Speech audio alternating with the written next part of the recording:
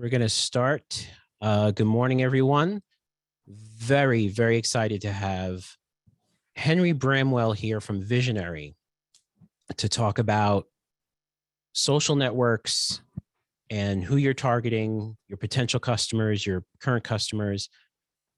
Again, we just did a poll, and in the poll, it looks like the majority of you who are participating live right now are Facebook, Instagram, and LinkedIn users. So I'm going to take that poll down and take it away, Henry. Okay, thanks a lot, Sal. I appreciate it. So I am Henry Bramwell. I have a marketing communications company called Visionary, which we are celebrating our 30th anniversary this year. So we actually started the business before the internet was even around. So we were traditional marketers, and over time we began to get more involved in website development, internet development, app development. And as a result of that, after we started building websites, people wanted to now, okay, how do we get people to come to our website? How do we communicate with people? So we use various tactics, with social being one of them. So we've evolved quite a bit in the 30 years we've been around, and we learn a lot, and we have to continue to learn. So it's always a process to learn more about different ways to reach people. And social is really a tactic to be able to reach your target audience. So what's happening now in the marketing and business development world is we are able to target at the individual level, even the household level, with various tactics. For example, we can do addressable geofencing, where we can target a home, and within that home, we overlay demographics. So we might say, let's target all the homes with household income over $100,000. Their house is 1,500 square feet. They were interested in hiking, and they have 4 credit cards, and they have a mortgage. And we can target those people, and we can serve them up ads on their laptop, their tablet, or even on their TV now with OTT, or streaming television. So marketing, or even communications, is becoming a much more individualized type approach, whereas in the past it was mass marketing, right? You would run an ad in the paper, and then you would hope to get cast a wide net. So that has changed quite a bit. So we are going to start the presentation here. Okay. And if you have any questions, Sal is put them in the chat, and Sal will just jump in as the questions come in, and he'll just chime in. And if it's something I can answer right on the spot, I will. If not, I'll tell you it's coming later in the presentation, or I'll tell you I don't know. But so we'll do the best we can. So thank you so much. So we are trying to target our ideal customer using social media. So before we can do that, we really need to understand who it is we're trying to target, because what happens so much in marketing now is we get ready, we fire, and then we aim. So instead of ready, aim, fire, we ready, fire, and aim. So we need to be a little bit more strategic in our approach on how we're going to target our audiences. But before we can really do that, we need to understand who our audience is. So by understanding who it is we're trying to target, we can figure out where do they spend their time, and then you can build an online presence and then craft your content that speaks to these individuals' needs and wants. It's very important. So what we do is we go through an exercise with our clients. Really, it's one of the first things we do if they haven't done it, and that's really developing buyer personas for each of our clients. So what is a buyer persona? So a buyer persona is really just a generalized representation of your ideal customer, right? It's really understanding who your ideal customer is, and then we want to be able to help to understand them better, so that we can make it easier to communicate with them and address their specific needs and their behaviors, and then what types of marketing channels do we use to reach these people? But before we can figure out which channels are appropriate, we need to understand who it is we're talking to. So if your business is targeting multiple industries, you may have to develop several buyer personas. So, if you're offering different products or services, they might be completely different audiences. And it even might be, let's say you're B2C, right? So you may want to go be on Facebook, or if you're B2B, you have a B2B component, well, then you might want to be on LinkedIn. So there's an example where you might use two different tactics. So just to circle back to the poll,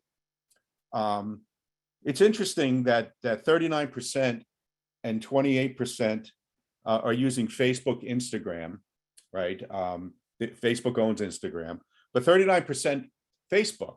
So Facebook tends to be more a B2C type channel where you're marketing to consumers and not so necessarily other businesses. You certainly can. I mean, don't get me wrong, you can, but the conventional thinking is more, Facebook is more of a B2C type marketing, and LinkedIn is a B2B, business to business, which was 17%, which kind of surprised me. I thought it was low, but I don't understand my audience on this webinar right now either. Maybe most of you are B2C, but if you're part of that 39% and you're really trying to target other businesses, you really need to think about LinkedIn, right? So that's really important.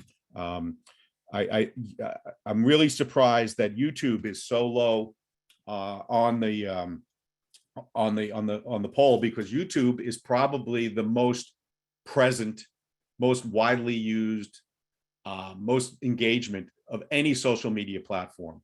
Okay, even more than Facebook. A lot of it's how-to videos and other types of videos and things like that. But YouTube is a behemoth, and it kind of surprises me that it's so low. And it doesn't shock me that TikTok, which is a very, very new platform, no one's really using yet. But it does surprise me that really no one's using Twitter. So I just find that kind of interesting. Okay, so why are these buyer personas important? It helps you to understand your customers, okay, or your prospective customers.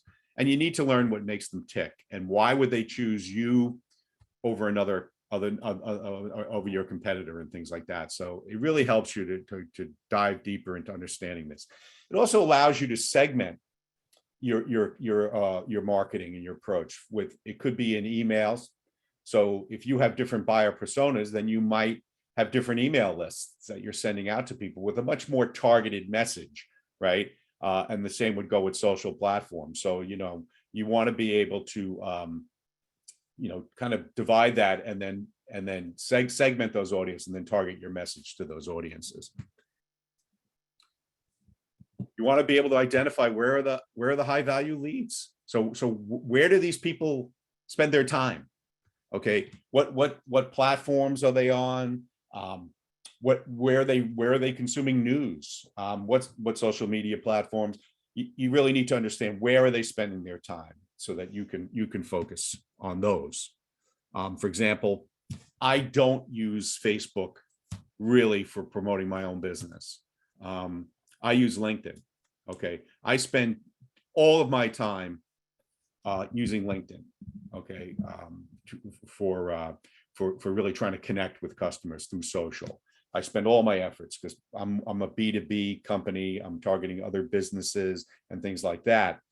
And on a personal level, I don't use really any of these social media platforms. I use TikTok. I find TikTok is very educational.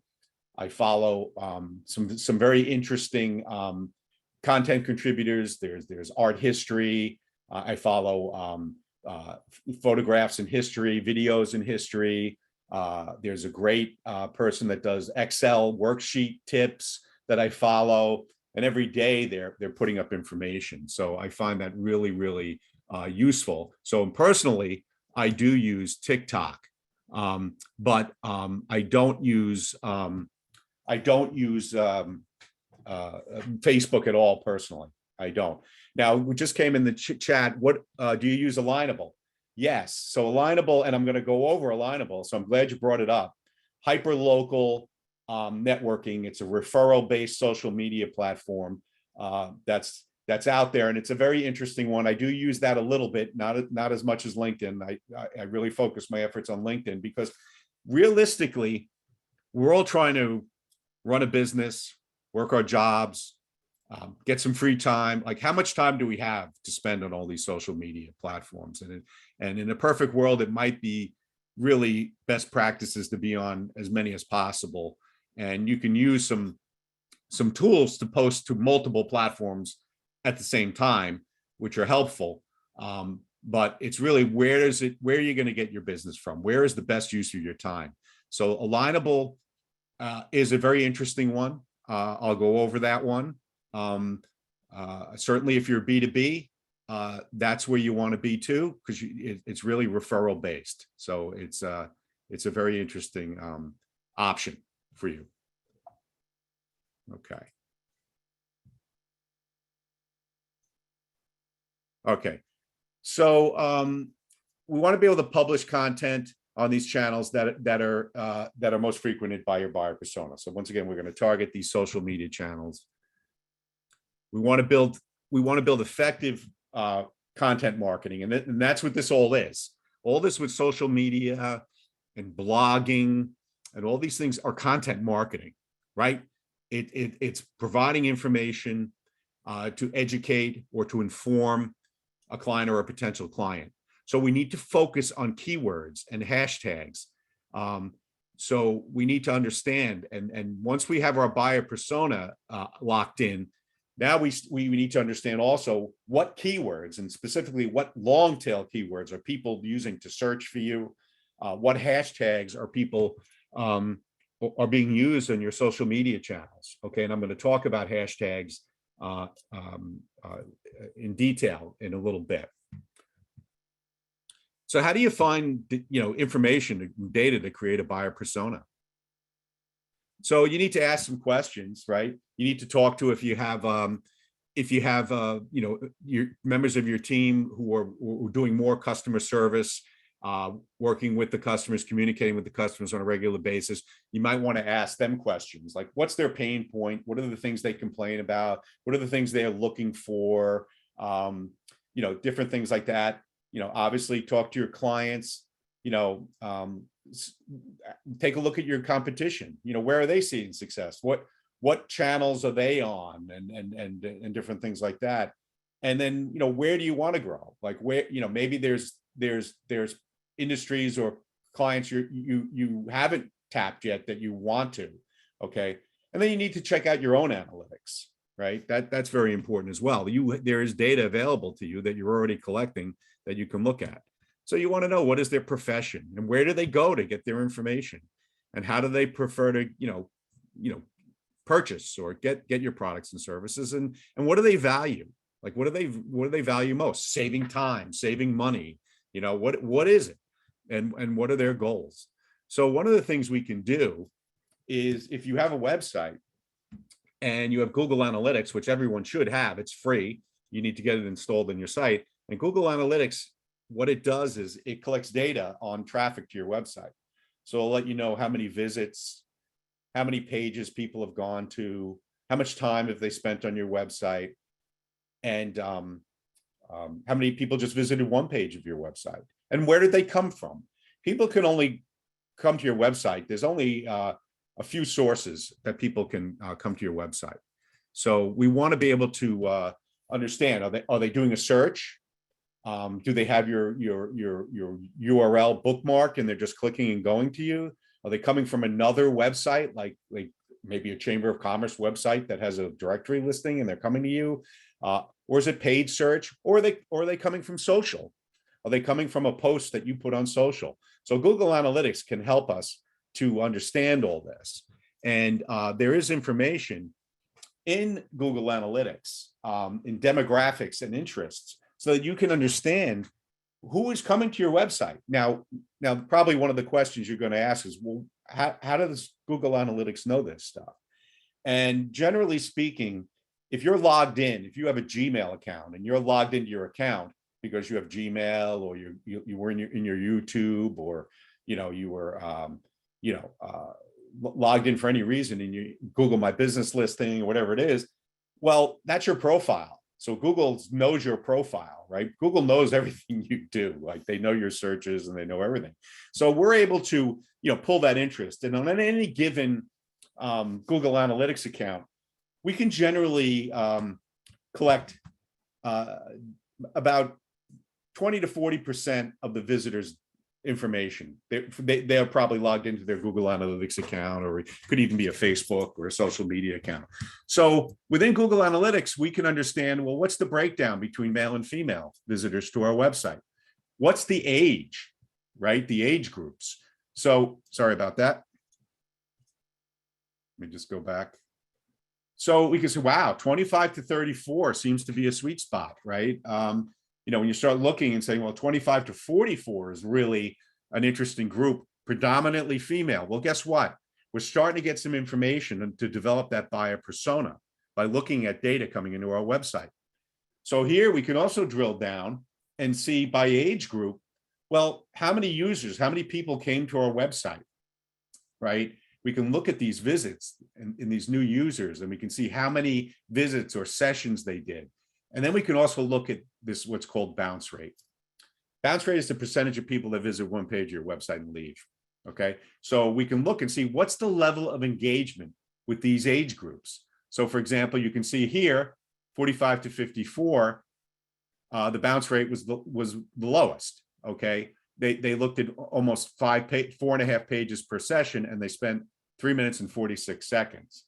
Okay. So now we're drilling down even deeper, like with this kind of information. So we can look at all this data.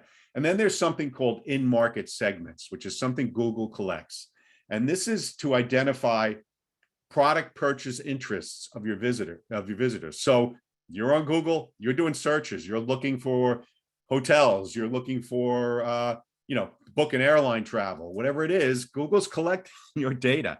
Now, the thing I'll stress here is that your data is anonymous with Google Analytics. Although it's telling us, giving us this information, your information is anonymous. Okay, we don't know who you are. We just know that a certain percentage of people are searching for hotels and travel accommodations, employment. So we can see these in-market segments. So you can see up here, this is a total of almost 57% of all the sessions. We were able to collect that data from almost 57% of all the visitors to our website. So once again, this helps us to identify what are the needs and wants and interests of our audience. And the other last part of with Google Analytics is what's called affinity categories. And these are lifestyle preferences of your website visitors. Are they movie lovers? They like TV, technology, they're travel buffs. So once again, this helps to build that persona. Okay. So that's how you can use Google Analytics to do that. Okay. Now we can use Facebook. So 39% of you said you use Facebook for your business. Well, Facebook has an insight tool. Okay. Facebook Insights. Okay. And it's an analytics dashboard that you can track user behavior and past performance. So let me just jump back here a second. Sorry about that. So you can go to this link here, and in this presentation, I provided you with the link to the presentation. There are also links within the presentation that you can click on. So for example, this one here will take us to the Facebook Insight page. So you can go here, and you have to be logged into your Facebook account. You click here and you go to your insights. Okay. So you can actually go in and look at your insights here in Facebook. I'm just going to jump back here. So I just grabbed some screenshots. So for example, here's a typical profile with Facebook. So once again, we're getting age and gender information. So if we overlay this information with our Google Analytics, right? And we start to see, okay, now we're starting to see patterns, right? So we have our Facebook and we have our Instagram, right? Because Facebook owns Instagram. So we can look at gender, we can look at age, and we can start to look at this and see the breakdown and start seeing a story here. So between our Google Analytics And our Facebook, we're starting to see we're predominantly female here as our audience. Okay, interesting. We can also look at the top cities where people were coming from. And we can also see this in Google Analytics as well. I didn't share that, but we can look at the visits by city. So now we can start to look at the different cities and see where are people coming from. On the left is Facebook, on the right is Instagram. So we can look at that, and now we start looking for patterns and things like that. So in this case with my client, Brentwood, Central Islip, Bayshore, North Bayshore seems to be kind of a little bit of a hub of activity there. Interesting. Okay, so then we can also look at the top pages that these audiences visited.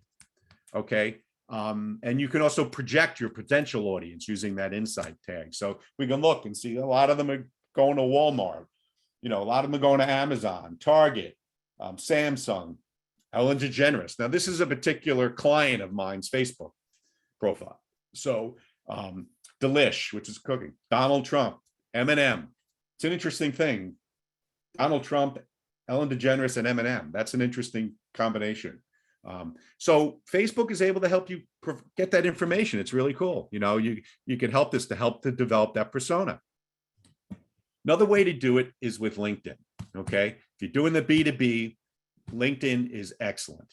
So what we do is we place what's called a LinkedIn Insight tag on your website. It's a little piece of script, JavaScript, that you place it. And for the most part, we use that script for paid Google ads. But you can put that script on your site just and use it to see website visits. And people, and then correlate that website visit to a LinkedIn company. So you can add that LinkedIn Insight tag to your site, and then you can go in and look at that information. So I'm going to just jump over here, and this is data that I'm pulling from the LinkedIn Insight tag for a particular client of mine. So we're just looking at a date range here, and we're able to see the companies that went to my client's website, and then because we have the LinkedIn Pixel or Insight tag on the site, we can now track that back to the businesses. So, for example, with my client here, he was doing a lot of COVID. He was actually doing COVID thermometers and screening kiosks. Okay, he was creating these little things that you would put like at a door. And then when people would come in, they get their temperature checked and things like that. And it had a hand sanitizer built into it. So these were the businesses that were looking at some of the stuff he was doing. There were a lot of like educational places, public places. These are all different things. So this is very useful information. It's like, wow, education. A lot of our audience is in the educational field, public realm, different things like that. Like here, schools, different things, even real estate. But then we can also we can go in here and look at their job title and say, well, who is this? Who are these people? You know, what is their job title?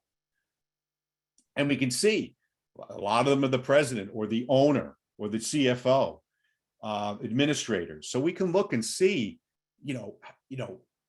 what job title. And once again, the actual user, the actual individual is anonymous, okay? And this is first-party data, okay? This is data that is being pulled right from LinkedIn, okay? As opposed to like third-party data and things like that. This is data coming right from LinkedIn. They're telling us just about everything about this person except the person's name. But we can see Henry. here. Yes. Hey, Henry, I'm sorry to interrupt. Andrea has a question. How did you get the Facebook results? And is this also by an Insight tag or a pixel? No, the Facebook results, what I did is once I just went to that page, okay, clicked on it, audience insights. Now I might be logged in. I don't know whose Facebook page I'm logged into right now. Okay. So I'm logged into mine. All right. So here you're in Visionary. So there's a potential audience and there's a current audience. So once I clicked on that link, because I was logged into my own Facebook account, it's pulling up this information, right? So it's telling me, like I said, I don't use Facebook much at all. So there's not a lot of data in here for me, but this is it. So you can look at this, you can get an overview. different types of things through this insight thing here. Okay. And audience. So let's go here. And then there's this great feature called potential audience that tells you what you potentially could reach if maybe you sponsored a post or you did ads or anything like that. So I find that very interesting as well. So all you need to do is go to that link, and then you click on it. And if you're logged into your Facebook, it's going to provide you with that information. Does that answer your question? Okay. So let's just go back to LinkedIn real quick. So once again, we've added that pixel to our site. We're able to look at this really cool stuff. Job title. How about this? You can look at industry. You can look at location. How about company size? No surprise. Most of these were public, like higher educational, public schools, things like that. So the typical company was a very large, their largest a thing of 10,000 employees plus. Once again, that helps us to understand who our clients are, right? Who are these people? So now we're looking at location. Miami, my client's down in Florida, so Miami, huge, right? Once again, we start looking at areas and different things like that. We can look at the type of industry, right? Okay, real estate, higher education, hospitals. So we can look at marketing services, very interesting. And then job function is another thing we can look at. Business development people, sales people, operations people, right? We need to understand who we're trying to target. So we need to go in there. So with LinkedIn, one of my good sources of referrals that could refer me business are IT consultants. So an IT consultant who's maybe doing networking and setting up email for a company, a lot of times they're asked by that company, oh, could you help us with our website? And they're like, well, we don't really do that. We set up the internet, but we don't do your website. But it's very common for a client to say, oh, we're having website problems. So an IT consulting company is an excellent company to help refer business to me. So I can go into LinkedIn, okay, right into my LinkedIn account. I'm logged into my account, and I can do a LinkedIn search, IT consultant, okay? And then what comes up are all these people's LinkedIn profiles. And then what I did is I put in the New York metro area. And then I can also make this connections, first and second connection. So a connection is a common Facebook connection I share. So what I'm looking for is I'm looking for IT consultants that are also connected with someone I know, right? Very important. I believe the etiquette of LinkedIn is I do not just reach out to people I don't know. A lot of people do it. A lot of people say it's okay. I find I have a much better chance trying to connect with someone is if I have a common connection and I can reach out to that person and do it. So for example, okay, so here's someone here, I share a connection. So I could reach out to my connection, okay, like this person here, 3 shared connections, okay? So these people all share that connection with that person. So I could message any of these people and say, hey, do you happen to know John Smith? I'm looking for an introduction because I'm hoping, we could work together and maybe we could refer business to each other, because I'm also in a position to refer business to an IT company, because just as they don't do websites, I don't do networking. So you can use this great LinkedIn tool here to look for connections, right? Type in a company, type in a company name, look for the connection. So if you're looking to target like a specific company, let's say you're targeting Newsday, right? I don't know. So I got to remove my filters. So let's get rid of these filters. Okay. So here are a few people in Newsday that maybe I could reach out to. I could connect with them, or I could look for common connections and things like that. So you could also search by company, you could search by keyword or whatever. Excellent way to try to develop leads, right? Through these connections using LinkedIn. So LinkedIn, like I said, excellent B2B thing. And you can find that insight tag, okay, If you go to advertise, like I said, you can place that insight tag without having to do paid LinkedIn ads. You can actually set up an insight tag going right into here and get the information right out of here and do insight tags right in a LinkedIn campaign manager. So it's a very useful tool. Okay. Okay. So the other interesting thing with TikTok, which is no one's really using right now, but TikTok has a great targeting feature with interest categories and additional interests. So you can target people that have specific interests. They like kite flying, they like cooking, they're vegan, they're history buffs. So you can target individuals like that. And it's an excellent targeting tool. And you'll start to see more with TikTok over time. You will definitely see more with TikTok as it comes. I just want to make sure I got all my chats here. Okay, so we're good. So TikTok is another way. Here's another way you can also do it. So now we're using like LinkedIn or we're trying to develop that buyer persona. What we can do is Miller has databases that you can use to research. Like, let's say a specific SIC code. Let's say you're trying to target a specific industry in a specific area. IT consulting, right? I just told you I'm looking for IT consultants. Well, I can go to Miller, right? I can go to Miller and they have a database called they have Reference Solutions database. It's called Reference Solutions database. It was formerly Reference USA. And I can do a search by SIC code, company size, location, job title, and I can produce a list of all the people that fit that criteria within that database. And I can export that list into a spreadsheet that I can download. Then it could take that information, go to LinkedIn, plug in their names and see if we have common connections, right? Or I could potentially even use it as a direct mail campaign. Very few email addresses are on those lists, but Miller has great database tools that you can search for businesses and things like that. And then you could plug that information in or search for them on your social media platforms and look to connect with them. Excellent stuff. And, you can certainly reach out to Sal. There's a link there to go to the Miller Business Center. Very, very helpful. They're very, very helpful in developing these databases. Excellent. Okay. So the other thing is, you got to start developing your content, whether it's for posts on your stuff like that. So you need to understand, by understanding who your target audience is and where they spend their time, now you can start focusing on the content that speaks to their wants and needs, right? So you need to start thinking about the content as well. We want to think about the keywords and the hashtags. We want to keep in mind that buyer persona. And then HubSpot, and there's a link down at the bottom. HubSpot is a marketing automation company. It's probably one of the top ones in the country, in the world. They do marketing automation, emails, landing pages. So if someone comes to your site, maybe they fill out a form, we can remarket to them. We can send follow-up emails through drip campaigns.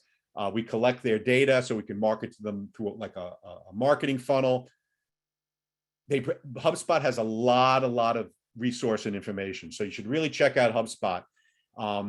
They're all about content marketing. And content marketing is stuff on your website, stuff on your social media, inform, educate, things like that. So if you click on this link, they'll provide you with a template so that you can develop your buyer personas. And here's an example of the template right here. So you can just plug in your information to help to develop these buyer personas. So very, very important that you understand this so that, once you know who it is, now you can start figuring out how can you leverage social media to reach these people. So the reason why we like social media is because it can drive traffic to your website. It can actually improve the SEO of your website. It helps gain better understandings of your client. That's what we're looking at, insights and analytics and different things like that. And it can increase awareness of your business. One of the big challenges that businesses have, and I get this a lot with clients, they have a product. They say, I want to sell this product or I want to sell this service. I need to get it out there. But no one knows about this product. It's something unique. It's something different. How do I get the word out there? And a lot of times traditional advertising online will not really work. For example, if you use Google Ads and where people are doing a search and you serve up ads, well, if people don't know what the product is, how are they going to search for it? So that's where social media comes in, because social media is excellent about generating awareness of your products and services. Okay, so what we can do through whether it's sponsored posts, comments and shares and different things like that, or even paid Facebook, Instagram ads, paid LinkedIn ads, we can insert a sponsored post into someone's feed, right? So we call that an adjacency. So they're not looking for your product and service because they don't know it exists, but as they're going through their feed, they see a sponsored post, and then they can click on that and learn more information. So that's where social media can really come in and be very, very helpful to get the word out there and generate that awareness. So now that we understand who it is, right, who our audience is, now we need to figure out how do we match up those people with social media platforms. So there's information out there, and it's understanding how each social media platform, what their demographics are and who caters to them. So this is information that I got from Pew Research Center. Okay, and I think that's a link down there as well. You can actually go to their data. If not, you can just Google it. Oh, there you go. You can go to that data. So you can look at things. And now these are the percentage of adults who say they use these channels. So 61% of males say they use Facebook, 36% Instagram. Interesting, right? You go down and you look at these different demographics, and that Pew report has even more information. I just pulled some highlights from it. So you can look at the age groups. Facebook between 18 and 29, right? Ages 30 to 49. And look at Instagram, 30 to 49, 48%, but 18 to 29, it's 71%. So you start to understand, like if I'm trying to target someone 18 to 29 years old, okay, maybe it's Instagram. You can also look at the household income, right? They have ranges. So you can see the ranges for these different social media platforms. So look at LinkedIn, like 30 to 49,000. Only 21% of the users who say they use LinkedIn have a household income of $30 to $49,000. So that's very interesting, right? And then look at the 75,000 and up. Okay, it's double the audience. So interesting stuff. And then you can go and look at other platforms like Twitter or Pinterest or even Snapchat and things like that. Very, very interesting. I'm sorry, I got some stuff coming in here. I'll get rid of this. I apologize. Okay. So you can start looking at these different platforms and see, Twitter is not really being that widely used. And then you start looking at the age breakdowns, and things like that. And Snapchat, and then, look at Snapchat 18 to 29 and Snapchat 50 to 64. Big surprise there, right? Most of the people are 18 to 29. So very, very useful information. Okay, so then you get YouTube. Okay, now we looked at it. We saw that YouTube had 11% of you guys are using YouTube primarily. YouTube is a behemoth. Okay, 82% of males and 80% of females say they use YouTube. Okay, 95% of 18 to 25-year-olds in this survey use YouTube. 91% from 30 to 49 use YouTube. So that is a huge amount. Okay, that is a huge amount of people being on YouTube. WhatsApp, I'm not really too familiar. It's a communication app. It's really more of a texting type thing. This information was there. Reddit, interesting. I do use Reddit personally as well too. I do go on Reddit, but you can look at the breakdown, so you can start to understand where are my people spending the time, right? Where is this audience? And then you have TikTok, which we talked about, and then we didn't really even talk about Nextdoor. So Nextdoor is like a neighborhood app now, neighborhood social media app that's becoming very, very useful for targeting homeowners in certain zip codes and things like that. So you have this data, you can look at this data, and now you start to try to make the match, right? You know, what platform is going to serve my buyer persona. Okay. So far, so good, right, Sal? Everything's good? We are good. Okay. So then, you know, this chart is charting like the adults that use social media. And, you know, big surprise, the 18 to 29, which is this top line, you know, is the one. So it really works just in the order, like from youngest to oldest, like you look down here. But what's interesting is now, you know, over time, you know, you start to see a little bit of a dip in the 18 to 29 demographic, but you're still seeing the older ones, 50 to 64 and 65 plus, going up. And that's really the reason why, is because just about everyone 18 to 49 is on social media, right? Every adult is on it.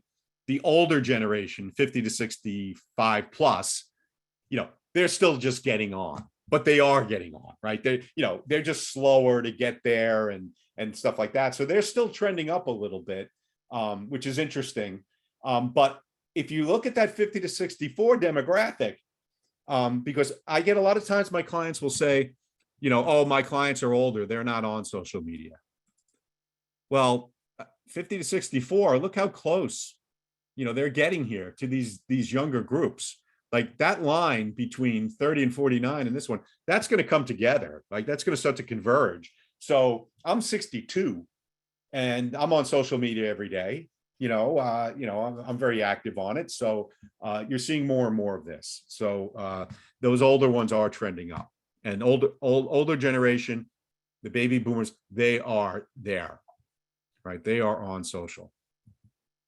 So here's just another chart. And these are adults who say they use these platforms. This is a little bit of a confusing chart, but up at the top here is this is Facebook right here, right? Okay. But this is YouTube up here. And what I told you about YouTube is that YouTube is even more widely used than Facebook. Okay. Then you start going down here, and here's some of the lesser ones like Instagram and Twitter. And down here, this is like, you know, this is Reddit and stuff like that. So Facebook and Instagram, Facebook and YouTube are kind of a world apart, right? In terms of the adults who say they use these channels. It's really, those two channels are really where it's at right now. And then Instagram comes in just under there. So it's just good to know this. It's like, it's very, very good to know this. And then here's just frequency, right? How often do people, you know, use the platform? So like daily, you know, you can see Facebook, you know, daily usage all the time. Okay. That's an advantage that Facebook has over YouTube. What happens is people will go on Facebook more frequently, but YouTube, they'll spend more time interacting with the platform. Okay, they'll spend more time on there. Okay, because there's more to do. They're watching videos, right? They're doing things like that. Snapchat, once again, people are on there daily. Like, you know, my son is on Snapchat. You know, it's constantly going off and doing things and stuff. Same with Instagram, like you can see that in there. So once again, it's just interesting to see that. And what's kind of interesting to me is Twitter. Now you would think Twitter, the frequency of Twitter, because Twitter is such a perishable thing where, you know, a tweet, once you tweet it, then it goes down the feed and it's buried and it's gone. So you have to kind of like constantly monitor Twitter feeds, right? You have to constantly go in and see what's new because they're coming in constantly. Tweets are coming in rapidly, right? They flood in. So you would think that would be a very high frequency, whereas something like Pinterest, which you don't see on here, it's not updated as frequently, right? People have Pinterest boards, they add to the board. Every once in a while, they'll add something, maybe even, you know, every couple of weeks, every couple of months, they'll add a pin, you know, it's not very frequent, but it's just kind of interesting that Twitter is not up there. And I just think people are just not using it as much anymore. You know, I just don't think it's as widely used. All right, so I'm just going to rapid fire go through some stats here, you know, with some things here. So, you know, with Facebook, you know, you have 2.7 billion monthly active users. Okay, The largest age group demographic in Twitter is 23 to 34. Okay. Twitter gender breakdown is 44% female, 56% male. Kind of surprised me. I would have thought it would have been the other way. Average time they spend 38 minutes a day on Facebook. Okay. 96% of Facebook users are using a mobile device. So once again, that's just important to know. How are they consuming content? Are they doing it on a desktop? Are they doing it on a phone? Are they doing it on a tablet? You need to know this. And once again, even with Google Analytics, you can see who's looking at it on a tablet, who's looking at your website on a phone, who's doing this. It's important to know this kind of information because you need to be a little bit more concise when you're trying to post and share content on a mobile device, right?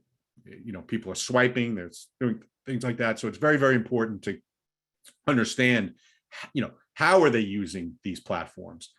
Instagram, Facebook, tend to be more on a smartphone. They're doing it that way. To me, LinkedIn, I primarily do that on my desktop because I'm doing it at work. I'm doing it, on my office laptop. So that's interesting. Okay.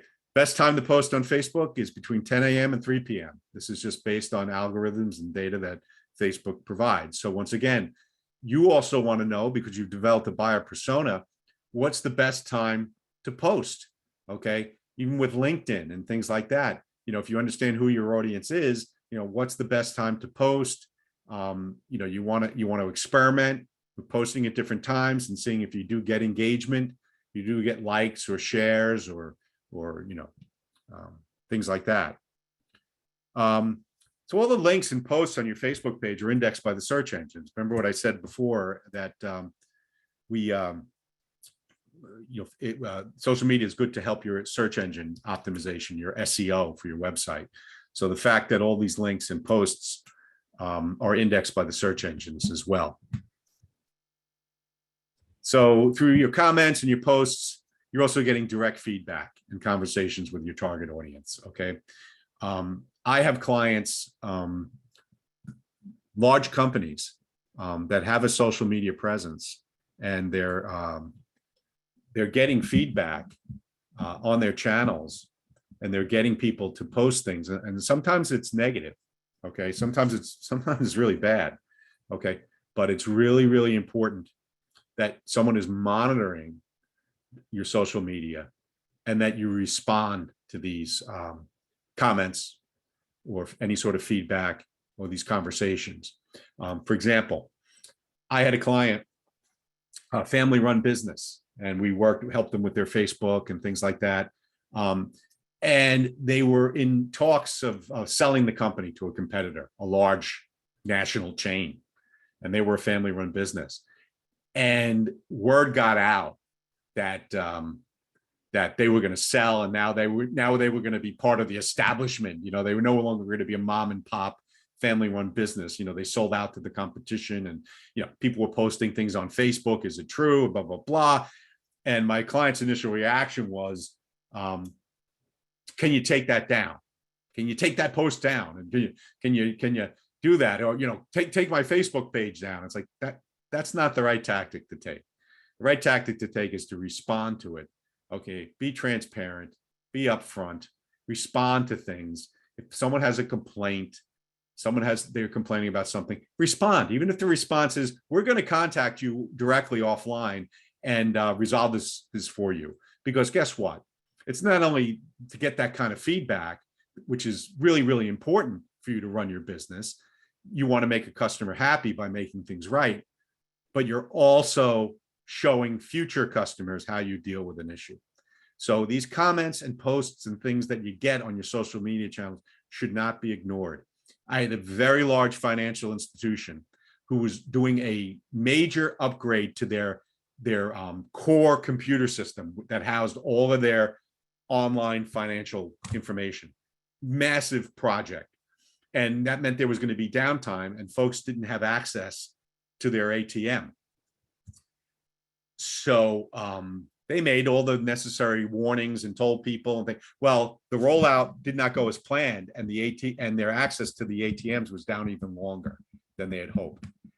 And the social media channels were flooded. I can't get my money. I need money from my doctor. It was just insane. And they were overwhelmed. They were not ready for it. And their response to me was, take down the Facebook page. So in essence, take the phone off the hook. Okay. Huge mistake. Lacked insight. They should have anticipated that there could be an issue. And if there was an issue, social media is going to be flooded. How are we going to address this? Right. They should have had their branches open for extended hours to accommodate people because the ATMs weren't up or whatever the issue was.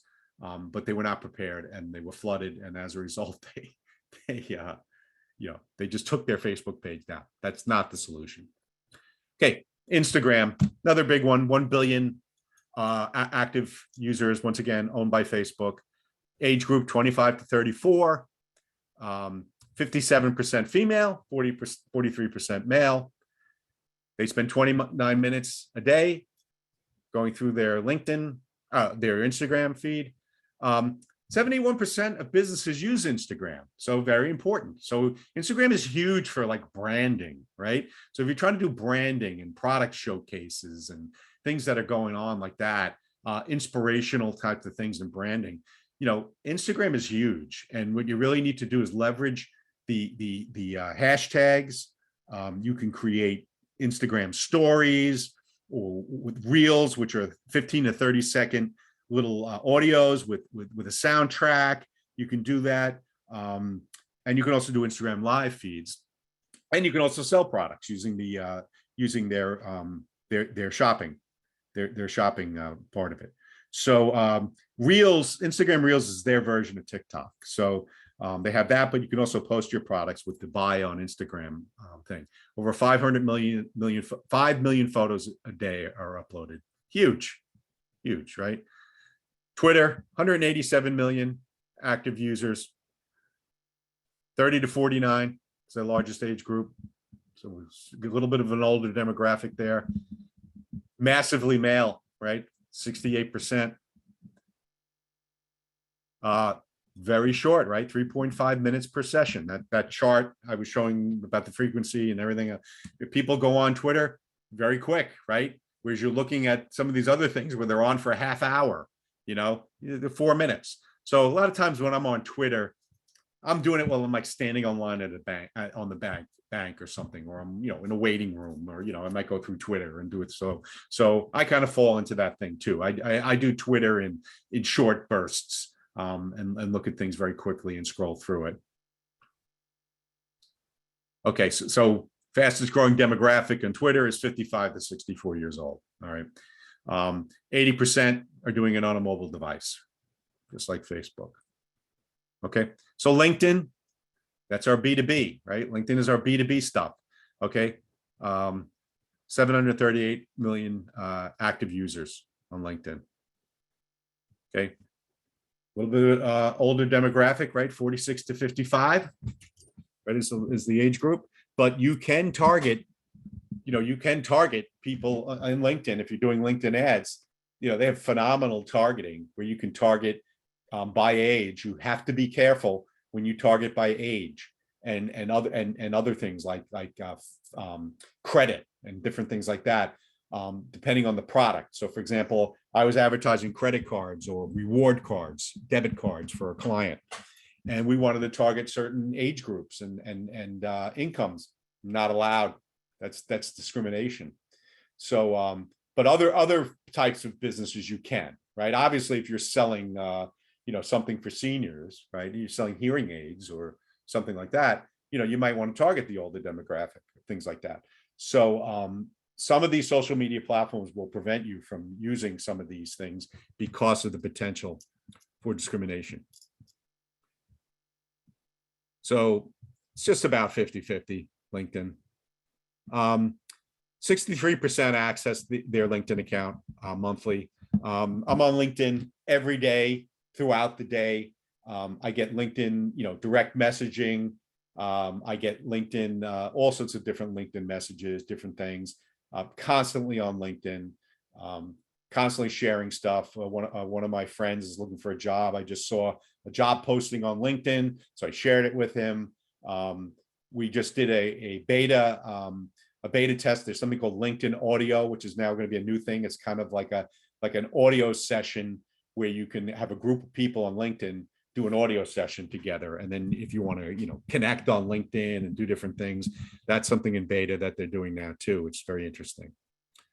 But the interesting thing with LinkedIn is, 50% people have a bachelor's or a graduate degree. So once again, your buyer persona, like, these highly educated people. Am I trying to reach highly educated people? Is that part of my persona, right?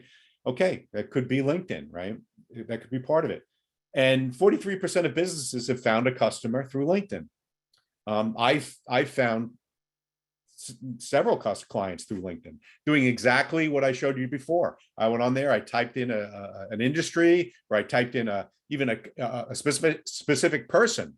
Like I'm looking for a connection. So I heard of this person. They're the director of marketing at a company, and I want to reach out to them. Okay, I want to connect with them. So I'm going to go in there, look at their LinkedIn profile, see which common connections we share. Then I'm going to reach out to one of my connections and say, hey, would you mind? I'm looking to maybe work with this company. Would you mind making an introduction and kind of grease the skids for me?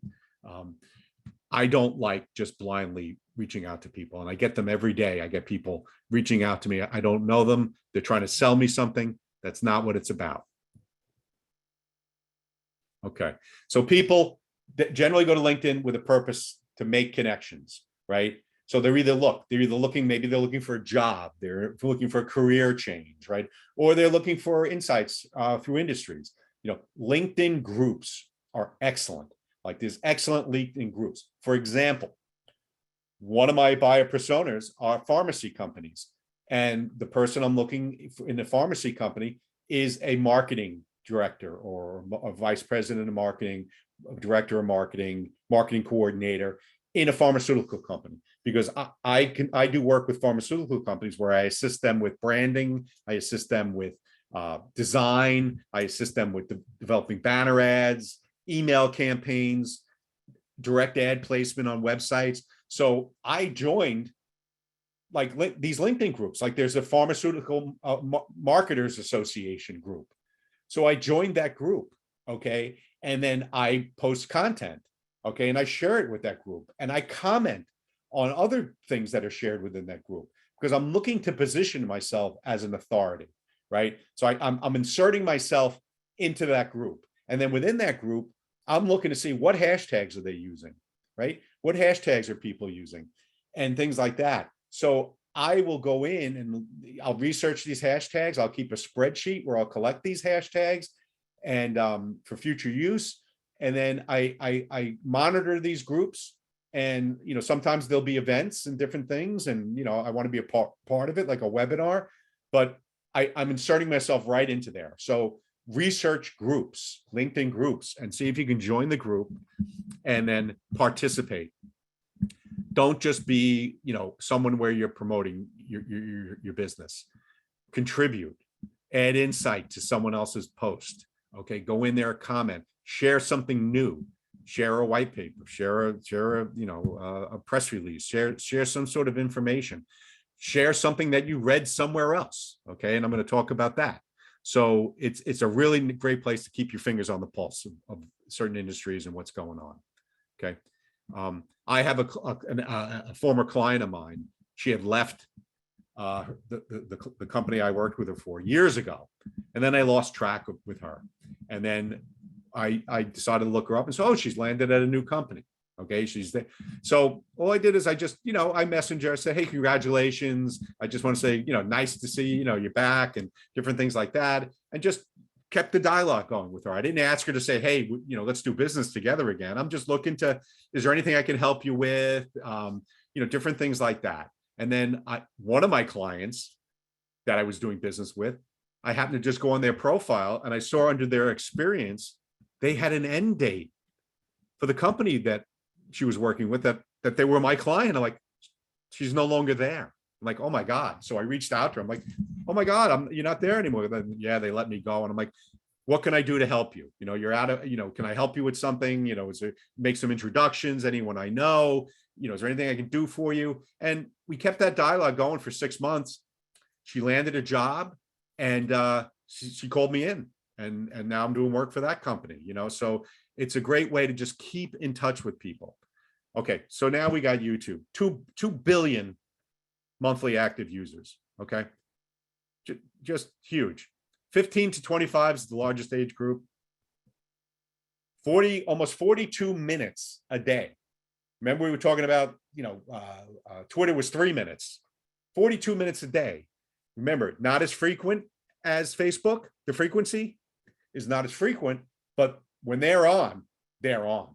So one of the things we do, you post all your videos to LinkedIn. If you have videos, on the LinkedIn, I'm sorry, YouTube, post them to YouTube. Okay. Create channels on YouTube. Okay. You create playlists, right? Playlists. So you might have a playlist with how-to videos. You might have a playlist for different products that you have. You might have a playlist of other videos on YouTube that serve as a resource that you can also add to a playlist. And then what you can do is you can hashtag these videos and you can put descriptions in there and optimize them. Okay. Very, very important. And then because they're up on YouTube, you can easily embed that video. Like later on, if you want to embed it on another, whether it's social media or a blog or your website, get it up on YouTube, get it up there, get it up there, get it up there. I cannot stress that enough. Okay. Build out your YouTube channel and put information up there. It's really, really important that you do that. It's just massive. More content is uploaded to YouTube in 60 days than all of the major television networks generated in the last 60 years. Okay, a tremendous amount of content is being uploaded every day, every minute, every second is being generated. Anything you need. I always chuckle, like a client will ask me a question, oh, do you know how to do this? Or you know how to do that? Or you know anything about this? And if it's something I don't know about, I just go right to YouTube. Right. And I just search and I find a video and it explains it to me. And I'm like, I kind of chuckle, but it's like, they could do that too, but they don't. But I guess I'm grateful they're asking me. Okay. So 96% of all teens in the US use YouTube. So if your target audience are teenagers, where would you go? So one of the tactics that we use with YouTube is pre-roll videos. So that's a paid tactic. Okay. It's a paid thing. We'll run like whether a 15 or a 30-second video that appears before a video starts. You've all seen it. You go to YouTube and you're going to watch a video and then something's playing before it and you have to wait 5 seconds to skip it, right? We run campaigns for all of our clients, not all of our clients, but many of our clients using YouTube pre-roll video. And what we do is we keyword target it. So we're targeting certain videos that we want our video to appear on. Okay. And what we find is, even though a lot of people can skip that video after 5 seconds, a lot of them watch at least half of it. Okay. It's interesting, right? It's very interesting. So why is YouTube important? Well, because everyone's there and it's the #2 search engine. Okay. It's owned by Google. So all that information you put up there is indexed by search engines, and your video could appear in a Google search, right? It could appear right on a Google search page. Your video could appear. Okay. 17% of all internet traffic flows right through YouTube. Okay. It's incredible. 300 hours of video are uploaded every minute to YouTube. It is just unbelievable what YouTube is. So, for those of you who are on Facebook and you're doing that stuff, step up YouTube. All of you, step up your presence on YouTube. If you haven't created a YouTube page, create one. You need a Google account. It's like a Gmail account, or your email is associated with a Gmail account. You go in, you can create it.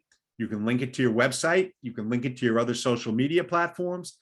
If you got some videos, put them up there. If you don't, start by looking for other videos and add them to a playlist, okay, that you think might be useful to your target audience, right? Could be a how-to thing. right? For example, I have a client, it's a marina, they sell boats, okay? Well, part of their playlists are all these videos from the boat manufacturers, like Sea Ray, okay? They produce high-end videos of these boats in action and then all the benefits and the features. So guess what? I go to their YouTube channel and I add those videos to my client's YouTube channel because he sells those boats. Why should he create a video? It already exists, and we're going to share those videos. Okay, so very, very important. Okay, so I just want to touch on TikTok a little bit. Relatively new. I personally, TikTok, that's where I spend any time that I'm on social personally. I'm on TikTok because I really enjoy some of the content I get. I get a lot of great recipes. I'm diabetic and I'm a vegan. So some of these, they're constantly putting up videos of recipes, and they're putting up dietitians who are specialized in type 2 diabetes are constantly posting videos about tips and foods you should avoid and foods you should eat. And like I told you before, Excel spreadsheet tips and history and I avoid politics. I avoid all that stuff. I'm not interested in it because the algorithm, the TikTok algorithm, once it starts to understand what you like, it starts serving you up more videos, okay, like that, right? So if I'm liking history, okay, they're going to start serving me up more accounts that have to do with history. If I start following a specific political affiliation and I'm following like all stuff that's Republican, all stuff that's Democrat, guess what you're going to get? You're going to get more and more of that stuff. They're going to serve it up. And this, in my opinion, is what's dangerous about social media, is that even Facebook and all these other ones with these algorithms, they start to understand what it is you like to read about, what your interests are, and they serve you up more of that stuff. Okay. So then your universe is nothing more than an affirmation of your beliefs. Okay. See, there it is. See, here's another article here. And people are not sourcing where these articles are coming from, you know, and they share it blindly. And it's kind of sad that these, I mean, how many times have you seen people, maybe they're on the subway or a plane or, you know, they're getting ready to fly. They're on their phone, they're on Facebook, but they're not talking to the person sitting next to them and asking them about that person. Like I just find that interesting that they'll spend, you know, all these hours on social media. Maybe they don't even know who their neighbor is, or they didn't speak to the, you know, the person that they were, you know, standing online, you know, next to in the bank or something like that. You know, that's to me is one of the not so great things about social media. I don't like the fact that these algorithms just serve you up, you know, what your point of view. And you really have to make an effort to break beyond that, okay, and look at other points of view and other things. So, but TikTok, I stick strictly to things that are of interest of me. Okay, there's some sports stuff, it's very interesting, and stuff like that I follow. That's why I like TikTok. Okay, very young demographic. Okay, mostly female. 45 minutes. 45 minutes per session, per day you're spending on it. And I can attest to you, I mean, I don't spend 45 minutes, but there are times when I'm on it for a half hour watching videos. As a matter of fact, on my smart TV now, in my den, I have TikTok, the app put on there. So I can just watch TikTok videos like right on my TV, okay, instead of even looking at it on my phone. Hey, Henry, sorry to interrupt. We got a quick question here from Andrea. How do you know which videos of other companies you can use? Well, on YouTube, I would assume. Yeah. Well, here's the deal. If it's public and it's on YouTube, it's shareable, right? That's the whole nature and the whole point of YouTube. Now, look, you don't want to put your competitor's video on your website, right? That would really send mixed messaging, right? But there's a share feature, right? Or you can add to your playlist. Well, you're logged into your YouTube account and you go, you can add, there's just a button, add it to my playlist or add a feature. I would imagine there's situations where some videos can't be shared, but generally speaking, if they're up there for public consumption, they can be shared and added to a playlist, or you can share the URL and different things like that. Okay. that's the whole, that's why YouTube is so wildly popular, right? I mean, is that whole ability to be able to kind of share this stuff. You know, I'll collect things. Like the other day I had a leaky faucet and I'm like, how do I change the washer in the faucet? Like, how do I do this? You know, guess what? I went on YouTube, I found a video, you know, put that video on my playlist, or I bookmarked it, or whatever I did, you know, I kept it, and or I actually added it to my notes. So if I ever had to do it again, you know, I mean, it's, you know, it's a very, very useful thing. Okay, so TikTok is an emerging app, emerging social media channel. It was the top ranked downloaded app on the App Store. Okay, so that's telling us it's something that's coming up now, the wave of the future. 2 billion times, right? Very big. Okay. Okay, so I put a video in here. So if you go to my link, you go here. This is just an overview video. Guess where I got it? I got it from YouTube. Okay, just got the link, got it from YouTube. So you can watch the video on YouTube. There it is there. I'm not going to play it now, but you can go. Now I want to just jump in on this Nextdoor. So Nextdoor is this neighborhood app that helps exchange information for, really, it's homeowners in neighborhoods, right? As some of you may be on it, but it's really more of a personal thing. But as a business, if you're targeting people, let's say you sell, you're a tile and mason guy, and you're doing home improvements, right? And you want to reach homeowners, right? That's your buyer persona, is John and Sally Smith, who own a home, you know, like, you know, in certain areas, you know, that's your buyer persona. Well, guess what? The Nextdoor app, you could advertise on and sponsor, you know, posts and sponsor zip codes within the Nextdoor app.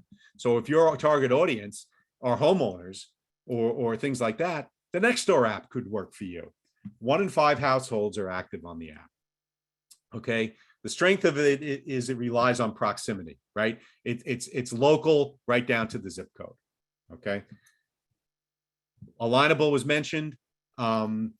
So 4.5 million active users. They have 25,000 communities across North America. Alignable is free.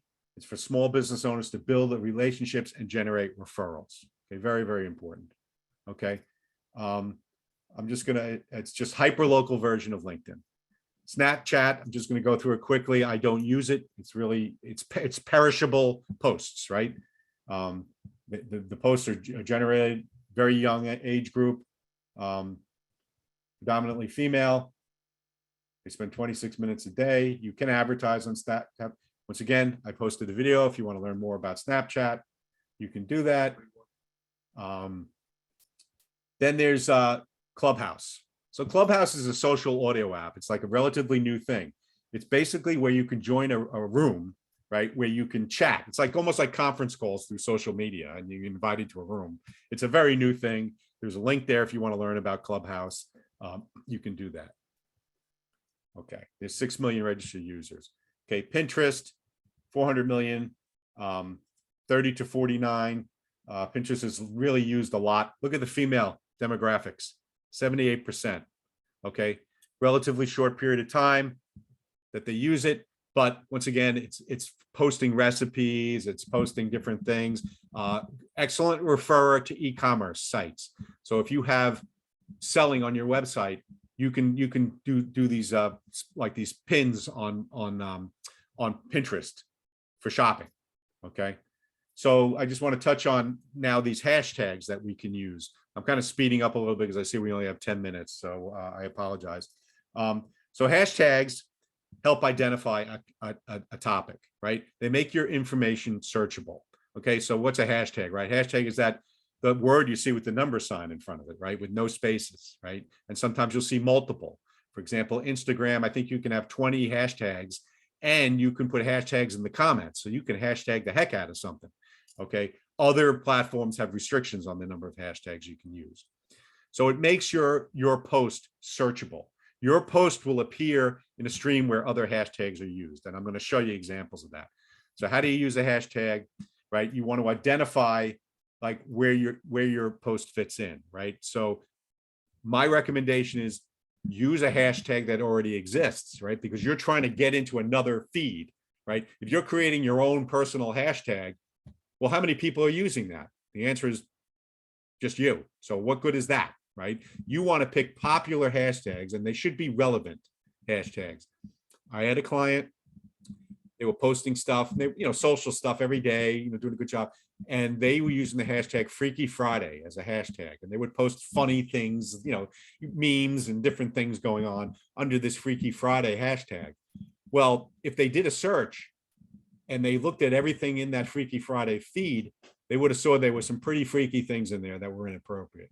So you got to be careful. You want to research. You want to research hashtags, which ones are popular. And every social media platform, you can search with a hashtag and you'll see what comes up, right? Very, very important. So look at your competitors, look at other posts, see what hashtags they're using. All right. So I took this hashtag here, Olympic Spirit. Okay. Just pick the hashtag. So if you go to Facebook, which I'm going to just click on, and you search for Olympic Spirit,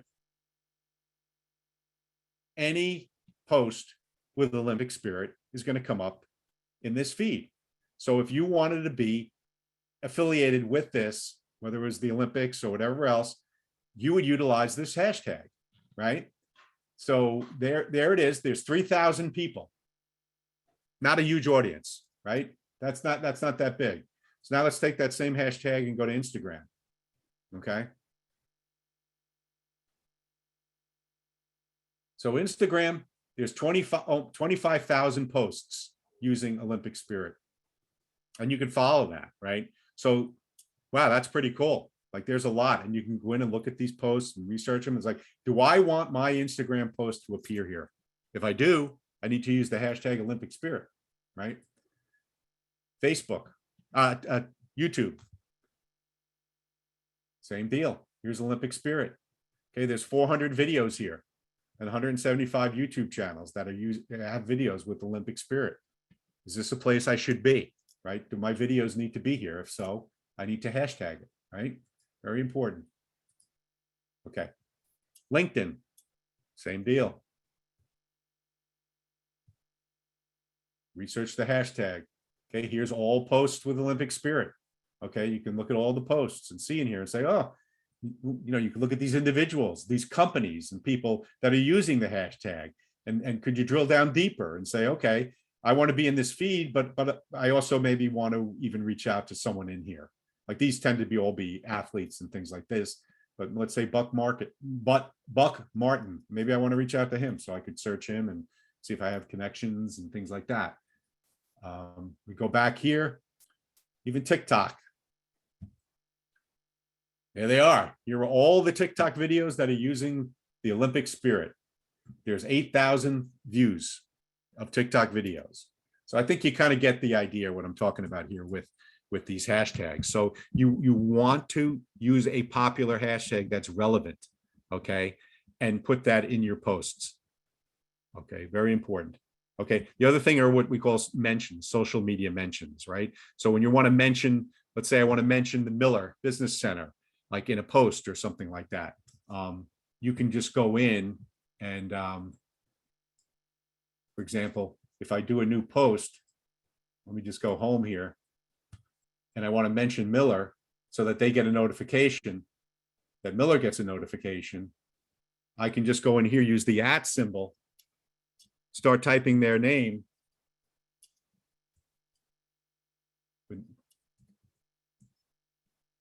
And there they are. So now I can mention the Miller Business Center in my post. I can go ahead and type, post the thing, and then I could add a hashtag.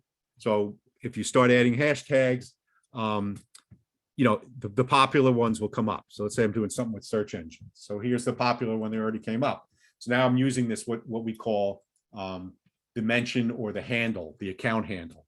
So within your post, you can mention other people or other companies so that they get notified, right? So it's that symbol, it's that @ symbol before their handle, right? So it could be your business name or your company and things like that. So like here's an example of it, right? So this guy's communicating with Slack.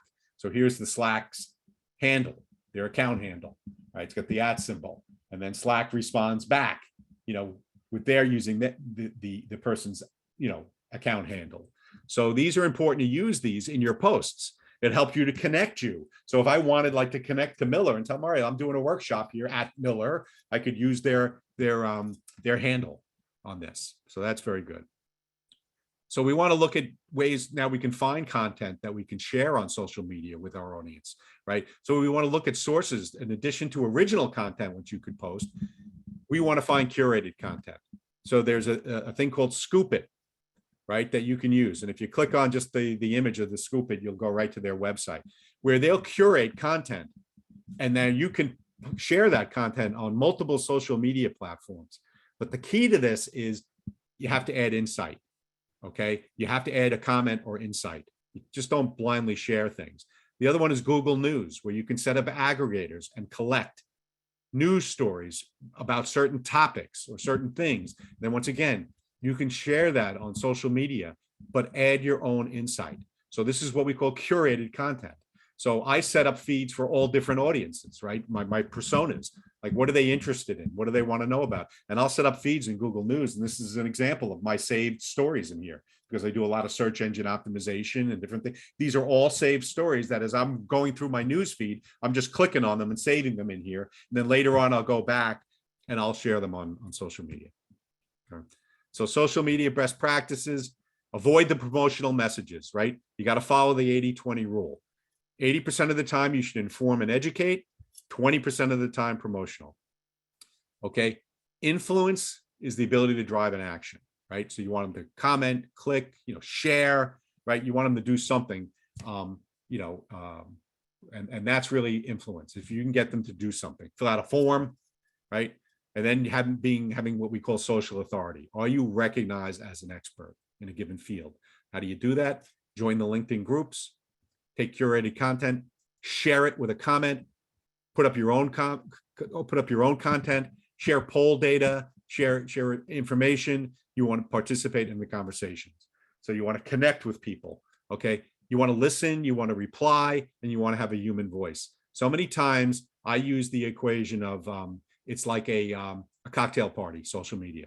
If you just go around telling people about yourself and what you do and what, your vacation, and here's pictures of my kids, that's not going to be people are not going to want to have a conversation with you. But if you go up to people and you introduce yourself and you ask them questions and you get them to start talking about themselves, and then you share information in response saying, hey, I know someone that can help you.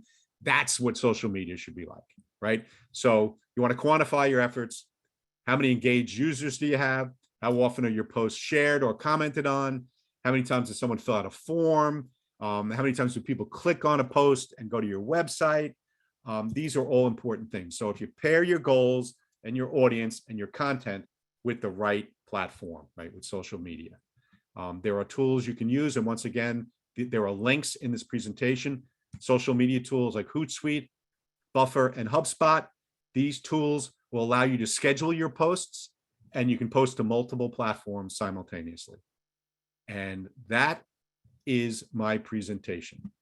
So you can click on the link, share the info, and reach out to me through my email if you have any questions. Thank you so much, Henry. This was absolutely fantastic and really eye-opening, especially the numbers on the YouTube, that the 80-90%, and also the household income. That to me was very telling. Yeah. So yeah, exactly. Fantastic. Does anybody have any questions for Henry before we wrap it up? Just checking the chat. Thank you everyone for attending. We really appreciate it. And I just want to mention once again that we will have this up on our YouTube page sometime this afternoon. Thank you very much. I really appreciate it, Sal. Always a pleasure. Thank you. It was fantastic, Henry. Just really, like I said, eye-opening. I loved it. I appreciate it. Thank you.